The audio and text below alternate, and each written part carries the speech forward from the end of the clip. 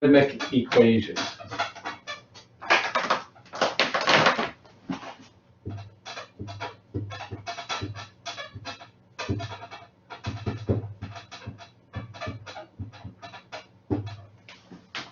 So now we have equations that involve logarithms, and we want to solve those. So say, for example, I had this equation. It would look horrendous at first.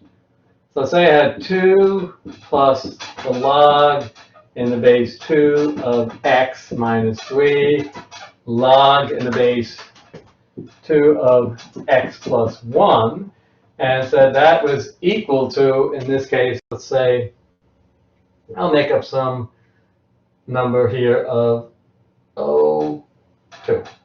I'll make it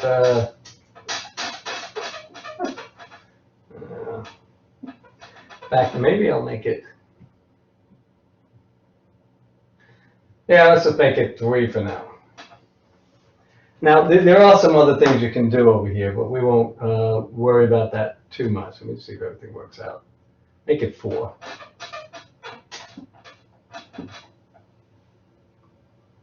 Okay. This looks like it's hard to solve. But if I can do this calculation over here, this is inherently a complicated problem, just showing you from what we left off what we'd like to be able to transition to, meaning I can rewrite this entire left-hand side looking like this. That's log in the base 2 of 4x plus 1 cubed. So I can combine everything over here into a single logarithm equals to 4. Well, then what can I do? Well, then I can now use the inverse properties of logarithms, meaning raise this, both sides that is, to 2 to that power. So I could take 2 to the logarithm and 2 to the 4th. Well, what happens? They're inverse functions, so these cancel out. So what happens here? I simply get everything's gone over here. 4x over x plus 1 cubed is 2 to the 4th. Well, 2 to the 4th is 16. So then I could look at something a little more manageable. I can cancel out a 4 over here, multiply that, I get x is equal to 4 times x plus 1 cubed. I could cube that out, and then at least I could get the possibility of finding some of the zeros of that like we did early on. I'm not going to solve this exactly, because I just wanted to give you why do we even do this. This enables us to solve an equation. So we turn a logarithmic equation into a simple algebraic equation. And that's going to be the focus for logarithmic equations. Okay, let's start out a little more simply here. But that's going to be my overall objective. But let's start with the easier problems first. Maybe while we had it set up there, we'd look at it that way. So this is logarithmic equations and exponential equations. So let's take a look at this again.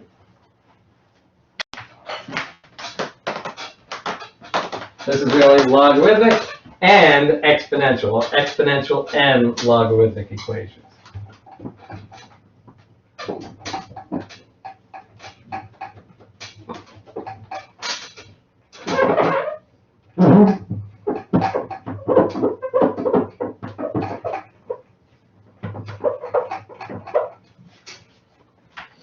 So it's really exponential and logarithmic equations. And we'll show you some examples. Now that we've learned how to properties of logs and exponentials, we can now solve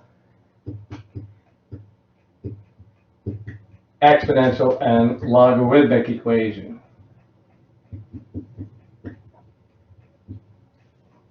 Okay. The last example that came naturally out of what we were doing. Let's take a look at this a little more strategically. So the first part of this, let's look at exponential equations.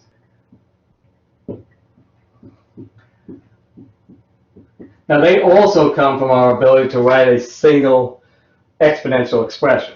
But for example, you could have something as simple as 2 to the x minus 1 is equal to, say, 8. That's an example. That's an exponential equation. There's a couple of ways of doing this, and one way is notice this 2 and that 8 are related to each other. So first approach over here is I could rewrite this 8 in the following way. 8 is equivalent to 2 cubed. Now they have the same base, and if they're supposed to be equal, then they must have the same exponent. So an alternative over here is that this tells me that the exponents have to be equal. X minus 1 has to be 3, or x has to be 4. So I solved it. That's my solution. Another approach is, well, I can recognize that that's a base 2, so let me take log of the base 2 of x minus 1, of 2 to the x minus 1, excuse me, of 2 to the x minus 1. And I do the same thing on the other side, the log of the base 2 of 8. Well, what happens here? Well, the exponent comes down, x minus 1 times the log of the base 2 of 2. Again, I can write that 8 as 2 cubed, so that gives me a 3 that comes down, 3 times the log of the base 2 of 2, because I wrote 8 as 2 cubed and the exponent of 3 came down. But what is the log of the base 2 of 2 equal to? They're both 1. I'm back to the same problem over here. X minus 1 is equal to 3. Same solution. X is equal to 4. So that's how you solve an exponential equation. Trying to get everything with itself together. Now let's take a look at something that's slightly more complicated. Say, for example, I had e to the x times e is equal to, in this case, let's let this be equal to 4. And I want to solve that for x. Well, there's a couple of things I could do. What I could do is I could combine those together because this is e to the 1. So when I multiply here, I add the exponents. Remember, exponential. I can rewrite that as e to the x plus 1 by my properties or rules of exponents is equal to 4. Now I have to, in some way, get that exponent down so I can solve for it. Well, I have to undo the exponential, so what would I do? I would take the logarithm, the natural logarithm of both sides. And doing that, that can come down, so that'll give me my x plus 1 times the natural log of e is equal to the natural log of 4. Now, there's nothing I'm going to be able to do with the natural log of 4. I'm going to have to leave it as such. But what is the natural log of e? Well, just like for any base, it's 1. So now I have x plus 1 is the natural log of 4. And I can solve this by simply subtracting 1 from both sides. And I get x is the natural log of 4, subtracting 1. That's my exact answer. Now I can approximate that on the calculator. I can't simplify this anymore other than giving a decimal approximation. So that's the exact answer. And a lot of times you will be asked to find that approximate answer. So let me do that for us right now. And if I put this into my calculator, I will get x is approximately, and most of the time we want the exact answer there, like 38629.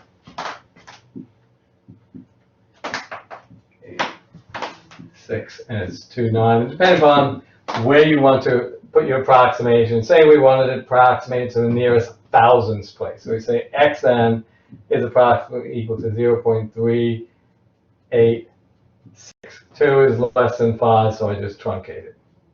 And that's an approximation, but this is the exact. Typically we like the exact, we use the exact. Why? Because you want to give the engineer the exact value so they can approximate it to whatever decimal place they need. if you're doing calculation, leave it in exact form and let somebody at the other end, when they know their precision that is needed, then they can pick what decimal place they need. So that's why the exacts are important. But that's how you solve an exponential equation.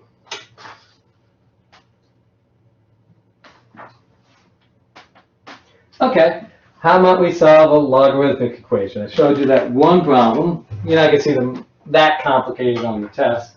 But in the remaining 5 minutes we have, let's do that and give these things a try. And we will have plenty of time to go over what you don't understand. We have just one more section on Monday.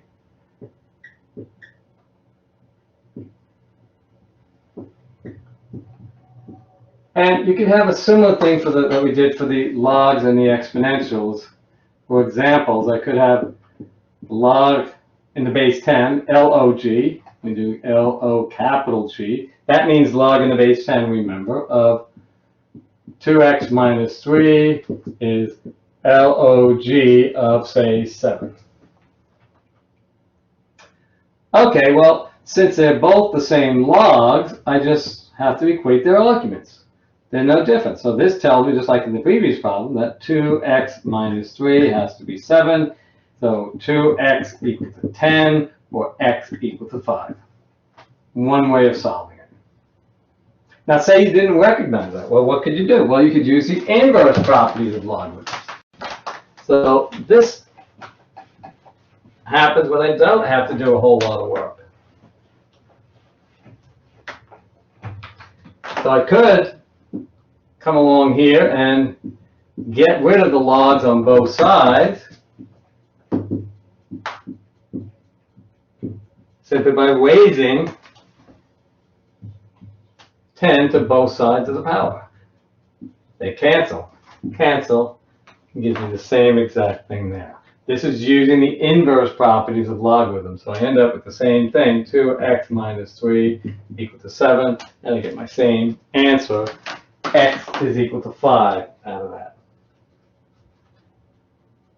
Okay, let's try another one over here, and we'll finish off with that.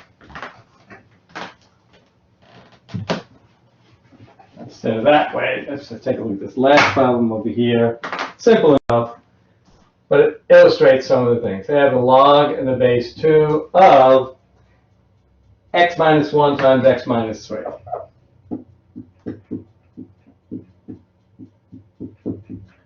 And that is equal to, in this case, 1. So what could I do? I need to clear out that logarithm so I can get to that product. Well, I'm going to use the property again, just like I did for the common logarithm. Raise both sides to 2, that's the same base, to that power. So this will cancel out, and this will then give me x minus 1 times x minus 3 is equal to 2 to the first power, so that's just 2. Then I can FOIL this out, so I get x squared minus 4x plus 3 is equal to 2. And then I can subtract 1 from both sides, so I get x squared minus, well, maybe 1 was minus and plus. Oh, this is supposed to be plus. I wanted this to be plus. So let's do that as plus. So make it a little bit easier, because I didn't want to get the complicated roots. So we have 2x plus 2x. And then this is minus 3. Minus 3 is equal to 2. Subtract 2 from both sides, and I get x squared plus, I think it is 3x minus x. And this is minus 3 and minus 5. I think it is over here. X squared plus 2x. And minus 5 is equal to 0. Then you could solve that with the quadratic formula, and that would be the approach. Plug into your quadratic formula. It doesn't factor nicely, but it does have a formula, a solution through the quadratic formula. Okay, so why don't we try these, some homework problems, and see how well you do. So we're actually going to be using the properties of logs. It won't be as complicated as that first example I showed with the log, but I wanted to show you why you go through that exercise of combining into a single log. Because if you have a single log on one side of the equation, you can exponentiate to remove that logarithm.